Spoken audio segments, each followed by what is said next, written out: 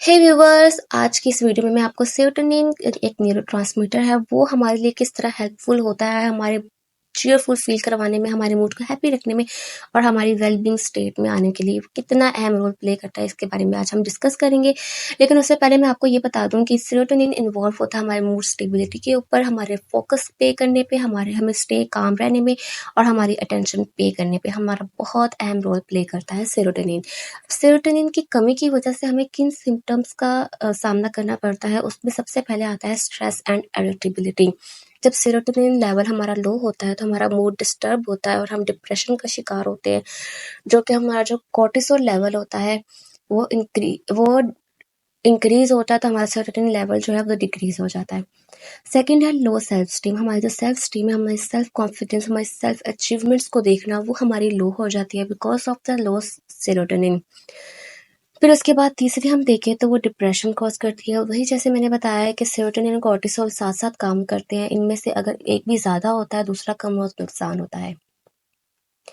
चौथा क्रेविंग्स, बार बार भूख का लगना, ये भी इस चीज की निशानी है कि आपको सेरोटोनिन की कमी है। आप जंक फूड्स की तरफ दौड़ते हो, आप बार बार कोई ऊट पटांग चीजें खाते हो, तो वो सब कुछ इसी को ही देखती है कि लो सेरोटोनिन की वजह से है। फिर उसके बाद डिस्टरप्टेड स्लीप, आपको प्रॉपरली नींद नहीं आ रही होती है, आप समझते हो कि यार ऐसा क्यों है कि मैं प्रॉपरली सो नहीं पा रही हूँ, तो वो लो सेरोटोनिन की वजह से है। जब आप बार बार खाओगे तो जाहिर बात है आपका पेट भी डिस्टर्ब रहेगा।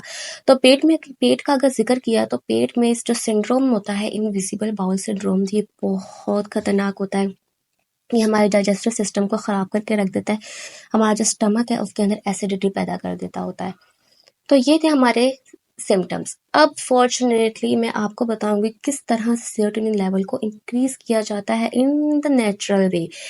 कोई आपको तकदो करने की जरूरत नहीं है, जस्ट आपको नेचुरली तरीके से आपको सेरोटोनिन को बूस्ट करना है। और आज की इस वीडियो में मैं आपसे इसी के बारे में बात करूंगी और ये हमारा बड़े मजेदार टॉपिक है, आपको सुन के बहुत अच्छा लगेगा। अब इससे पहले आप डिस्क्लाइमर आप इसका एक देख लें कि जो वीडियो मैंने बनाई है ये एजुकेशनल पर्पसेस के लिहाज से है। अगर तो आप वाकई इस तरह के सब्स्टिट्यूट हो, या तो आप मेडिकल केयर लो या मेडिकल एडवाइस लो या आप डॉक्टर से रेफरेंस करो कि भाई क्या करना चाहिए। लेकिन ये नॉर्मल डेली लाइफ के लिए है। तो सबसे पहले आपने क्या करना है, रात को सोने से पहले ट्रिप्टोफैन एक 250 मिलीग्राम की गोली है, मेडिसिन। ये आपने रात को 45 मिनट से पहले, जब आपका पेट खाली होगा, एम्प्टी स्टमक में आपने ट्रिप्टोफैन लेनी है।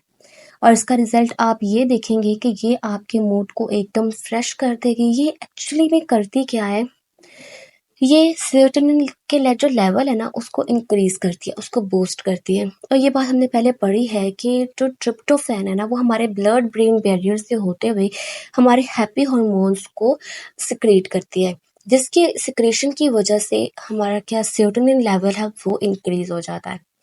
अब जो सेरोटोनिन लेवल इंक्रीज होता है ना, अब क्या करता है, उससे हमारा जो मूड है वो फ्रेश रहता है। हमारे जो मेमोरीज है उनके ऊपर हम एसेस कर पाते हैं, उनको स्टोर कर पाते हैं। हमारा जो ब्रेन सिस्टम है वो प्रॉपरली वर्क करता है। फिर उसके बाद रात को सोने से पहले इसलिए लेते हैं लोग क्योंकि ये बहुत ही गहरी नींद और बहुत ज़्यादा पुरसकून नींद कॉज करता है, इसलिए इसको रात को सोने से पहले लोग इस्तेमाल करते हैं। अगर तो आप दिन में यूज़ करोगे तो आप सोओगे।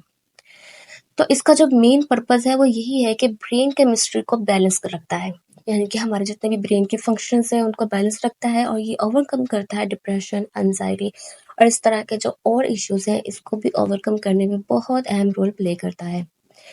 तो आपने एक चीज का खास ख्याल रखना है, दोबारा रिपीट कर रही हूँ कि ट्रिप्टोफैन एम्प्टी स्टमक में ही आपने यूज करना है, नहीं तो जो प्रोटीन्स फूड से हमारी रिलीज होती है वो ब्लॉक कर देंगे इसको, और ये ठीक से ऑब्जर्व भी नहीं कर पाएंगे, हमारी बॉडी, हमारा स्टमक जो है वो इसको ऑब्जर्व नहीं कर पाएगा। तो आपने इसको खाली पेट लेना है। फिर उसके बाद क्या होता है कि many people feel down, sad and depressed in the winter because they are not being expose to enough sunshine. अब जो हमारा स्टेप है वो है सनलाइट एक्सपोजर, कि सेरोटोनिन को किस तरह से बूस्ट किया जाता है। इसका जो नेक्स्ट स्टेप है वो है सनलाइट एक्सपोजर। सूरज की रोशनी एक मैजिकल रोशनी होती है। इसकी जो मैजिकल रेज होती हैं ये हमारे चेहरे को, हमारी खूबसूरती को, हमारे ग्लो को और जहाँ तक कि हमारी बॉडी को भी एनहेंस करती हैं। अब यहाँ पे मैं एग्जांपल देती हूँ एक आइसलैंड की। आइसलैंड में सूरज हम सबको ही पता है कि वहाँ पे कितना कम पड़ता होता है, निकलता ही नहीं है। तो वहाँ के जो ज़्यादातर लोग हैं ना, रिसर्च ने साबित किया है कि वहाँ के लोग जो है वो डिप्रेशन का शिकार हैं। अब सनलाइट जो होती है वो हमारी आंखों से जब दाखिल होती है तो वो हमारे रेटिना के पार्ट्स को स्टिमुलेट करती है कि आपने ज़्यादा से ज़्यादा सेरोटोनिन जो है उसको इंक्रीज करना है। सेरोटोनिन एक हैप्पी हार्मोन है, तो फिर हमारे आइज़ के थ्रू हमें पता चलता है कि हमने ये स्टिमुलेट करना है। फिर उसके बाद जो अल्ट्रा वायलेट रेज हैं सन की, वो क्या करती हैं, हमारी स्किन के साथ कांटेक्ट करती हैं और ट्रिगर करती हैं विटामिन डी की प्रोडक्शन को। वो क्या करती है, रिड्यूस कर देती है हार्मोन्स, स्ट्रेस हार्मोन्स को, जैसे कि कॉर्टिसोल स्ट्रेस हार्मोन है, वो क्या करता है, रेज कर देता है सेरोटोनिन लेवल को हमारे। फिर उसके बाद हम देखें तो वो क्या जो सनलाइट एक्सपोजर हम जब करते हैं तो हम ज़्यादा फील करते हैं better, calmer and happier when they are sun bathing on a beautiful beach. आपको मैं एग्जांपल देती हूँ कि जब हम सूरज में बैठे हुए होते हैं, सूरज की रेस को एंजॉय कर रहे होते हैं, तो उसमें हम लोग क्या करते हैं कि हमारे अंदर क्रिएटिव आइडियाज़ आते हैं सूरज में बैठे बैठे, और जो हमारा मूड होता है वो इम्प्रूव हो जाता है और हम क्लियरली थिंक करने लगते हैं। तो ये थी हमारी सेकंड। लेकिन अब इसमें मैं आपको एक चीज़ बता दूं कि आपने वॉक करनी है 45 मिनट्स की। आप जब सूरज निकला हो तो आपने इस चीज़ का ख्याल रखना है कि आप वॉक करो। सुबह 9 से 10 बजे तक के दरमियान में आप वॉक करो 45 मिनट्स ईच डे। इससे क्या होगा कि आप जो है वो फ्रेश रहेंगे, आपका सर्टेनिन लेवल इंक्रीज होगा, और जो एसेंशियल ऑयल है जो कि रिलीज करता है प्लांट्स एंड ट्रीज से, also have soothing effect that can help to balance out your nervous system. जो कि दरख्त होते हैं, इनको एक्सपोजर करके भी हम लोगों को बहुत अच्छा महसूस होता है। आप मेरे चैनल को लाइक करें, सब्सक्राइब करें और बेल आइकॉन का बटन दबाना हरगिज मत भूलें। तो ये थे हमारे 2 स्टेप्स। अब जो थर्ड स्टेप्स की अगर हम बात करें तो तीसरा स्टेप कौन सा होगा? Any guess? ओके, मैं ही बताती हूँ। प्रीबायोटिक्स। प्रीबायोटिक्स 95% सेरोटोनिन जो होता है ना, वो हमारा बॉडी किससे रिलीज करती है? ये जो हमारे एंट्रो क्रोमाफिन सेल्स होते हैं, ये रिलीज करते हैं हमारे। और हमारे गट में जो ईसी सेल्स होते हैं, ये हमारा क्या रोल प्ले करते हैं कि 95% एटलीस्ट सेरोटोनिन इनसे ही रिलीज होता है। अब अगर हम ईसी सेल्स को एक्टिवेट करें तो हमें ये पता होना चाहिए कि हमारे पास बहुत ज़्यादा बैक्टीरिया होने चाहिए जो कि एक्टिवेट करें हमारे इसको, ताकि हम हेल्दी माइक्रोब्स जो हैं लिविंग जो digestive tract. And then unfortunately, but क्या होता है कि जो हम जंक फूड्स खाते हैं, मेडिकेशंस लेते हैं, आर्टिफिशियल स्वीटनेस लेते हैं, जो स्ट्रेस होता है, ये हमारी जो खाने की सलाहियत है, हमारे पीने की सलाहियत, इन सब में इम्बैलेंसेस कॉज कर देती है। हमारा जो बैक्टीरिया है वो इम्बैलेंस होकर रह जाता है, जो कि कॉज करने लग जाता है फिर डिप्रेशन, एंजाइटी और मूड डिसऑर्डर्स, जिससे हम लोगों को बहुत नुकसान होता है। हम इस चीज़ को नहीं समझ पाते, बट ये जो एक गट ब्रेन कनेक्शन होता है, इस चीज़ को समझने की हमें बहुत ज़्यादा ज़रूरत है कि जो न्यूरोट्रांसमीटर्स प्रोड्यूस्ड होते हैं, उनमें जो सबसे पहला है वो है ही यही serotonin, GABA and dopamine to keep your brain chemistry in balance. लेकिन ये जो हम जंक फूड्स खाते हैं, उनकी वजह से हमारे बैक्टीरिया, हमारे हार्मोन्स सब डिस्टर्ब होकर रह जाते हैं। लेकिन हमारे इन चीज़ों को नॉर्मल रखने के लिए हमारे लिए ज़रूरी है कि माइक्रोबायोम हम प्रोड्यूस करें, जो कि हमें prebiotics and probiotic rich food से मिलता है। अब ये फूड्स कौन कौन से होते हैं? एक तो सबसे पहले है सॉर्गफ्रूट, कैफिर एंड किमची। ये 3 वो फूड हैं जिनसे हमें प्रीबायोटिक्स मिलता है, सेरोटोनिन मिलता है। फिर उसके बाद हम देखते हैं कि रिच फूड्स जो होते हैं ना, उन्हीं से ही हमें सेरोटोनिन मिलता है। और फिर उसके बाद प्रीबायोटिक्स को हम ओलिगोसैकेराइड्स भी कहते हैं। इस चीज़ को मद्देनज़र रखने की ज़रूरत है। ये क्या करता है, हमारे सेरोटोनिन लेवल को बूस्ट कर देता होता है। फिर उसके बाद पहले तो बूस्ट करता है, फिर उसके बाद जो हमारा शुगर लेवल है उसको भी मेंटेन करता है, फिर उसके बाद जो माइक्रोब्स होते हैं वो हमारे गट में जाते हैं और जो हमारा ईसी सेल्स हैं उनको एक्टिवेट करते हैं, उनको स्टिमुलेट्स करते हैं। ज़्यादा से ज़्यादा जब ईसी सेल्स निकलेंगे, रिलीज होंगे, तो हमारी जो सिक्रीशन है सेरोटोनिन की वो भी इंक्रीज होगी। फिर हम देखें कि chicory root and Jerusalem artichokes are the richest source of this prebiotics. जो अदरक लहसुन हम लोग खाते हैं, प्याज, बेरीज, वाटरमेलन, ये सब भी प्रीबायोटिक्स में आते हैं। इनरिचमेंट ऑफ फूड होता है, इनरिचमेंट ऑफ प्रोटीन्स होता है। ये सब से हम लोगों को क्या मिलता है, बहुत फायदे होते हैं। हमारा जो सेरोटोनिन है वो बूस्ट करता है। अब जो हमारा फोर्थ पार्ट है वो क्या है, एक्सरसाइज। एक्सरसाइज बहुत ज़्यादा इम्पोर्टेंट है डेली फंक्शंस के लिए। डेली रूटीन के जो हमारे काम होते हैं, एक्टिविटीज़ होती हैं, उनको परफॉर्म करने के लिए एटलीस्ट हमें 30 मिनट्स की हमें एक्सरसाइज करनी चाहिए। या तो हमें जॉगिंग करनी चाहिए या बाइकिंग या स्विमिंग और बहुत कुछ भी, जिससे आपका हार्ट जो है वो पंप करे सही से। जिससे आप वो क्या करता है कि मोटर एक्टिविटी आपकी होती है जो कि आपकी स्पीड अप कर देती है ब्रेन्स एबिलिटी को, और फिर ये एज अ ट्रिप्टोफैन काम करते हैं सेरोटोनिन को रिलीज करने के लिए। तो ये कितना ज़्यादा फायदा है एक्सरसाइज का। और एक्सरसाइज जब हम करते हैं तो हमारी ब्रेन एक्टिविटी इंक्रीज होती है। कैसे? जब हमारा सेरोटोनिन का लेवल बूस्ट कर जाएगा। फिर उसके बाद अगर हम देखें कि एक्सरसाइज करने के लिए अक्सर डॉक्टर्स रेकमेंड करते हैं, बल्कि आप किसी भी डॉक्टर के पास जाओ वो रेकमेंड करेगा आपको एक्सरसाइज करने के लिए, क्योंकि ये हमारी मेंटल हेल्थ प्रॉब्लम्स जितनी भी हैं, जैसे कि उनको डिप्रेशन, एंजाइटी, इनको ट्रिगर करता है रिवॉर्ड के थ्रू। और फिर हमारा जो ब्रेन होता है वो बूस्ट करता है डोपामाइन। हम हेल्दी हेल्दी फील करते हैं, हमारे अंदर प्लेजर होता है, खुशी का एक समा होता है। हम चीज़ों को एंजॉय करने लगते हैं, अपने डेली एक्टिविटीज़ को जब हम एंजॉय करने लगे ना, तब हमारा सेरोटोनिन लेवल इंक्रीज कर रहा होता है। अब उसके बाद है स्टॉप स्नैकिंग। अब स्नैकिंग क्या होता है, हम हर 2 मिनट बाद खा रहे हैं, कुछ खा रहे हैं। एक दफ़ा हम लोगों ने खाना खा लिया, सुबह का नाश्ता किया, फिर उसके बाद सुबह का नाश्ता हमने 8 बजे किया है, तो 9 बजे या 10 बजे हम चिप्स खाएंगे, बॉटल्स पियेंगे, जंक फूड्स खाएंगे। उससे क्या होता है, जो हमारा ब्लड शुगर होता है ना वो इंक्रीज कर जाता है। अब इंसुलिन जो होती है वो इसलिए रिलीज होती है ताकि हमारे शुगर लेवल को मेंटेन कर पाए। लेकिन जब हम ज़्यादा हर वक्त खाते रहेंगे तो उससे क्या होगा, इंसुलिन रेजिस्टेंस हो जाएगी।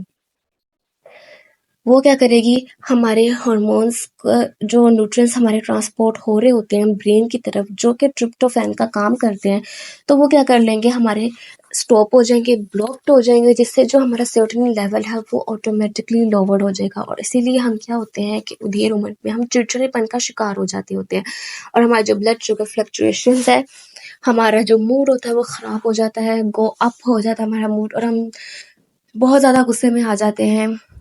तो इसलिए आपको स्नैकिंग को स्टॉप करना चाहिए। एटलीस्ट दिन में 2 दफ़ा या ज़्यादा से ज़्यादा 3 दफ़ा खाना खाना चाहिए। सही तरीके से जब खाना खाएँगे तो ऑटोमेटिकली हम healthy nutritions, vegetables, proteins, fats, ये सब जब हम लेंगे तो उससे क्या होगा, हमारे हार्मोन्स जो हैं और न्यूरोट्रांसमीटर्स नॉर्मल हो जाते हैं।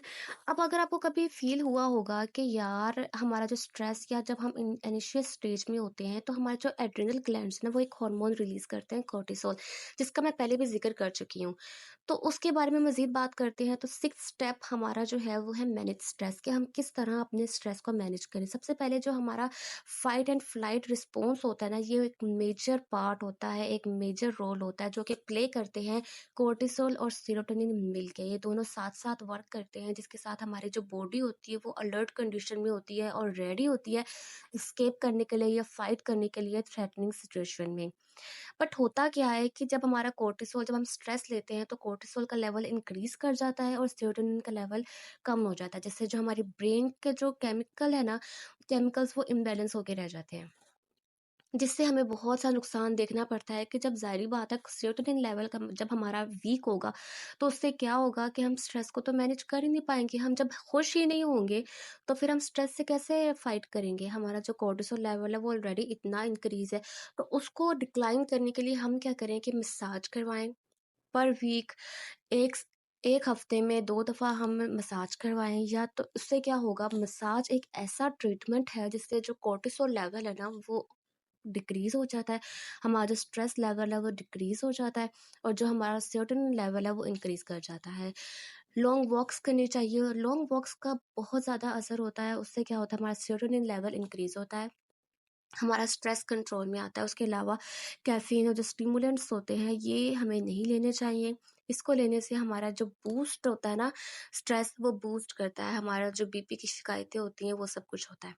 तो जो स्ट्रेस रिलेटेड हार्मोन है ना वो कॉर्टिसोल है, ठीक है। जब ये कम होगा तो हम क्या करेंगे, हम कामर फील करेंगे, हमारा फोकस्ड होगा, और जो हमारा हैप्पी हार्मोन है सेरोटोनिन वो इंक्रीज होगा, जिससे हमें बहुत अच्छी नींद आएगी। तो ये था हमारा 7th स्टेप, इम्प्रूव स्लीप। अब नींद को बेहतर बनाने के लिए क्या ज़रूरी है कि कॉर्टिसोल लेवल हमारा डिक्रीज हो और जो हमारा सेरोटोनिन लेवल है वो इंक्रीज हो। जब ऐसा नहीं होगा, इनमें इनबैलेंसिंग सिचुएशन आ जाएगी, तो उससे क्या होगा, हमारी स्लीप डिस्टर्ब होकर रह जाएगी।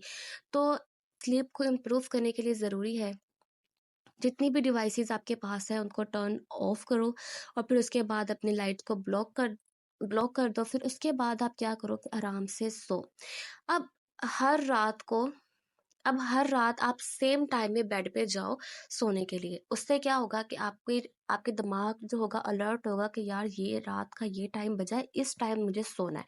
तो ये सर्केडियन रिदम जो होती है ये हमारी इंटरनली हमारे माइंड में होती है। जैसे कि जब हम नमाज पढ़ते हैं या हमने इबादत करनी होती है सुबह, तो अक्सर खुद ही आँख खुल जाती है।